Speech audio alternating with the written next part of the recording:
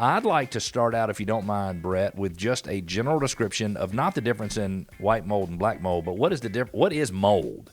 It is a fungus. What is it? Talk to us about what mold is. A mold is actually a fungus that grows everywhere. And when it gets in your house, that's where it can actually cause respiratory problems and all kinds of health problems. So you want to be careful when it's actually in your house. So the two basic ones that you end up having inside the house is going to be black mold, Okay. which is usually due to water damage. That's the Stachybotrys mold. Okay. That's actually what they call the toxic mold. And then also you have the white mold, which a lot of times that's due to high humidity. So it's going to be like on the surface. Is all black mold dangerous? I would say yes, because usually that's the toxic mold, and usually that's on drywall and stuff, so it needs to be cut out. If it's on drywall, it needs to be cut out. You can't just actually clean it up like with bleach or something like that. That's not going to end up killing it. So what are some of the common problems that you see or you're aware of with people who are exposed to black mold or mold?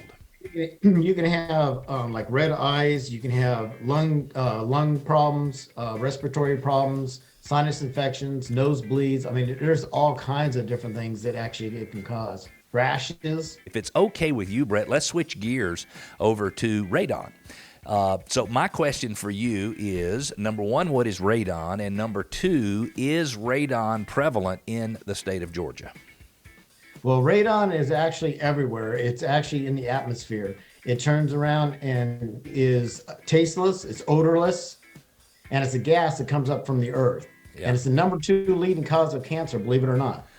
I do believe that, and it's my understanding that radon is caused by decomposing organic material underground. And when you have a place that has so much granite underground, that in our case, it's that granite that's actually putting off a lot of that radon. How do you test a home for radon? Like, how does that work? I'm thinking if I were buying a new home, and especially if I had kids, I'd have the home tested for radon. I might very well have it tested. I'm going to be buying a new home later this year, and I might want to go ahead and have it tested anyway. But how does the test work? And then what do you do if you need to mitigate it?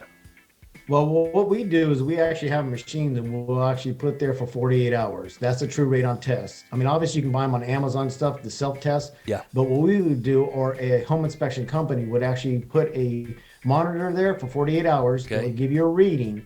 And if it's 4.0 or above, that's like smoking 2 packs of cigarettes a day being in the house. That's how dangerous it can be. So you want it actually below 2.0. For the remediation of it, a remediation company would come out.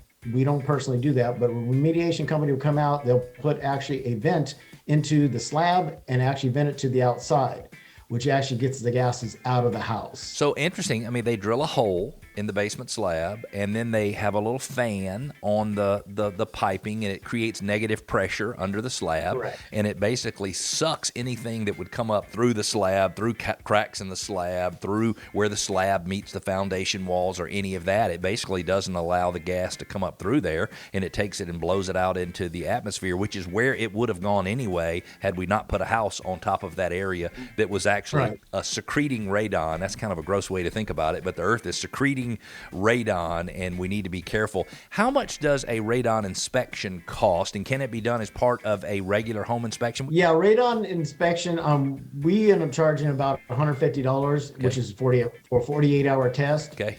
We do a radon screening with our home inspections, which is actually free of charge. That's just giving the average while we're there.